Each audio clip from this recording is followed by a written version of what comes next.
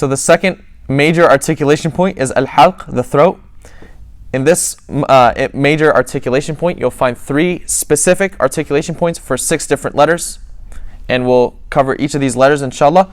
So in the deepest part of the throat, Aqsa al-Halq, you'll find the letters Hamza, Ha. In the middle part of the throat, Wasatul Halq, you'll find Ainun, Ha. And in the closest part of the throat, meaning the closest part to your mouth, you'll find the letters Ghainun, Kha. Okay? So these letters, if you pronounce them individually, Ha, A, like the easiest way to understand it, if you pronounce Ha, Ha, you'll feel the vibration is in the bottom part. If you pronounce, for example, Ghain or Kha, you'll feel the vibrations on the top. You can put your hand on your throat to test it out. This is for the throat. Moving on